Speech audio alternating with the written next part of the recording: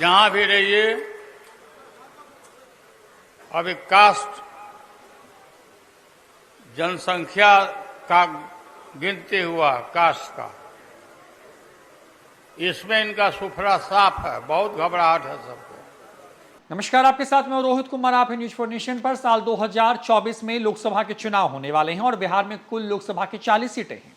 पिछले लोकसभा चुनाव की बात करें, यानी साल 2019 की, तो वहां पर बिहार में 40 में से 39 सीटें एनडीए गठबंधन जो है उसने उस पर जीत हासिल की थी और एक सीट कांग्रेस के खाते में गई थी। उस वक्त नीतीश कुमार एनडीए का हिस्सा थे और बीजेपी और नीतीश कुमार और लोजपा ने मिलकर के ये रिकॉर्ड कायम किया था। लालू यादव की आरजेडी को बिहार में एक भी सीट पर कामयाबी नहीं लगी थी, लेकिन लालू यादव ने ऐसे में जब तमाम तरह के सर्वे सामने आ रहे हैं लोकसभा चुनाव को लेकर के, तमाम तरह के सर्वे जिसमें ये दावा किया जा रहा है कि कितनी सीटें आरजेडी जीतने वाली है, कितनी जदयू और कितनी सीटों पर बीजेपी आने वाली, इन तमाम दावों के बीच में लालू यादव ने एक बड़ा दावा किया है। लालू यादव ने कहा है कि जो आरएसएस से जुड़े हुए लोग हैं, जो बीजेपी के से जुड़े लोग हैं, वो बताते हैं कि पटना की एक सीट छोड़ करके एक दूसरी कोई भी सीट बीजेपी बिहार में नहीं जीतने वाली है, क्योंकि बिहार में अब जाति की गणना की रिपोर्ट सार्वजनिक हो गई है। उन्होंने कहा है कि इस रिपोर्ट के आने के बाद से बीजेपी की हालत खराब हो गई है और बीजेपी बुरी तरीके से जो है बिहार में हारने वाली है। लालू यादव ने बिहार के 40 सीटों में बीजेपी को कितनी सीटें दी हैं लोकसभा चुनाव 2024 में, यानी कि बीजेपी कितनी सीटों पर जीतेगी और कितनी सीटों पर इंडिया गठबंधन जीत करके आएगा, लालू यादव की ही जुबानी सुन लीजिए। जहां भी रहिए, अभी कास्ट जनसंख्या का गिनती हुआ, कास्ट का, इसमें इनका सुफरा साफ है। बहुत घबराहट है सबको, बीजेपी को। ये गिन रहा है कि अब हमको कोई बता रहा था कि बड़े बड़े जनसंघी नेता बता रहे थे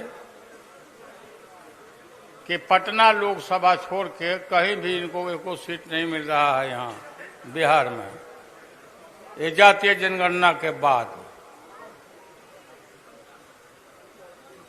राहुल गांधी ने भी कहा है कि देश भर में हम आएंगे, जातीय जनगणना कराएंगे। जातीय जनगणना जरूरी है। सामाजिक न्याय का जो झंडा हम लोग बुलंद करते थे, राहुल गांधी ने सामाजिक न्याय के झंडा को अपनाया है और अपनाने के बाद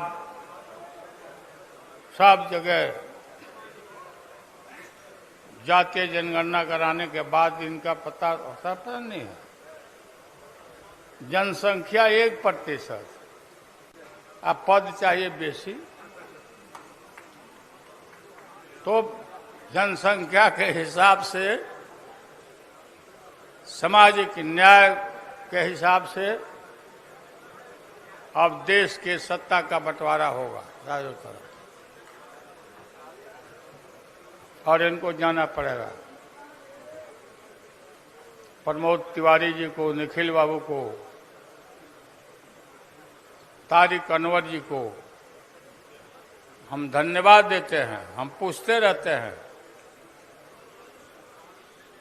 निखिल बाबू के विषय में पूछते रहते हैं कि क्या हाल है निखिल बाबू का, स्वास्थ्य वगैरह ठीक है कि नहीं, लेकिन आज हमने देखा कि नहीं, स्वस्थ है, निरोग है और स्वास्थ्य इनका ठीक है। हमारे पुराने जितने पुरखे थे, पुराने जितना नेता थे, श्री केश बाबू ने जो योगदान दिया है राज्य को और देश को, आज का पीढ़ी हम लोग भूल नहीं सकते, हम नहीं भूल सकते। ठीक बोल रहे थे